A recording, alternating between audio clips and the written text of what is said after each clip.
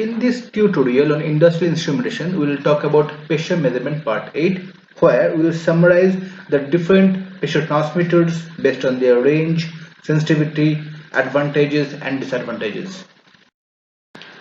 The list shows the most important types of pressure transmitters that are used very commonly in the industry. The first type is the Borden tube.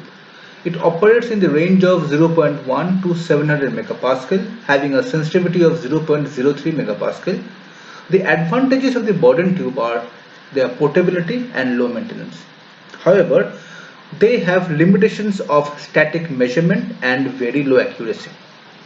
The second type is the bellow, which measures below 0.2 megapascal with a sensitivity of 0.0012 megapascal.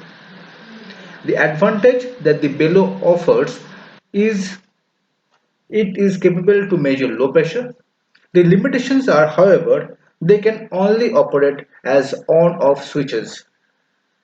The third type is the diaphragm, operating in the range of 0.1 to 2.2 megapascal with a sensitivity of 0.01 megapascal. The advantages are their quick response time, high accuracy, good linearity, and they can be exposed to corrosive environments. However, they come at a very high cost. The fourth type is the capacitive pressure transmitter that operates in the range of 2.5 pascal to 70 megapascal with a sensitivity of 0.07 megapascal.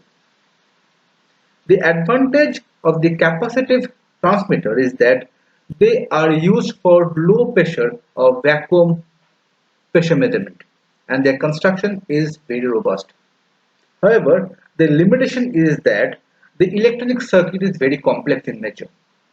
Also, the other limitation is the capacitor plates can only stick together. The next type is the inductive type, operating in the range of 250 pascal to 70 megapascal with sensitivity of 0.35 megapascal. The advantage is high sensitivity with the limitations of limited elastic elements, and they are more coarse than the reductive counterparts of their type. The next type is the reductive pressure transmitter that operate in the same range of the inductive ones, that is 250 pascal to 70 megapascal with sensitivity of 0.35 megapascal.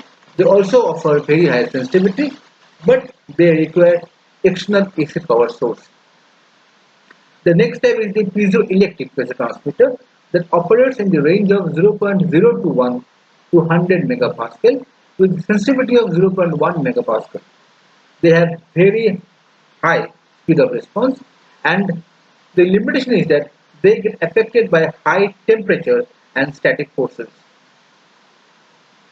The next type is the potentiometric type, which operates in the range of 0.035 to 70 megapascal with the sensitivity of 0.07 to 0.35 megapascal. They are very small in shape and construct. However, the limitation is low sensitivity and low working range. Strain gauge is the next type, which operates in the range of 0 to 1400 megapascal with sensitivity of 1.4 to 3.5 megapascal. They have very high sensitivity and they can be used on mobile systems.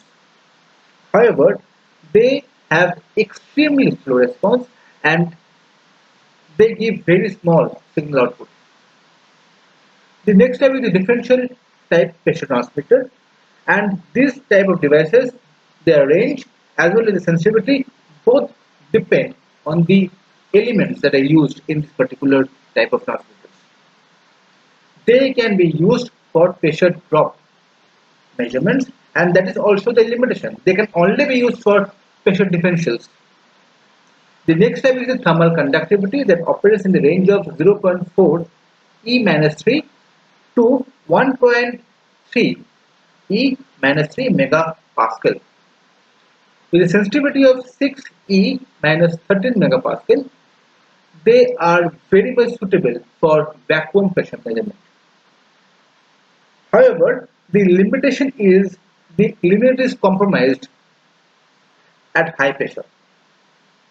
The next type is ionization type that operates in the range of 1.3 E minus 13 to 1.3 E minus 8 megapascal with sensitivity of 1 E minus 13 to 1 E minus 16 megapascal.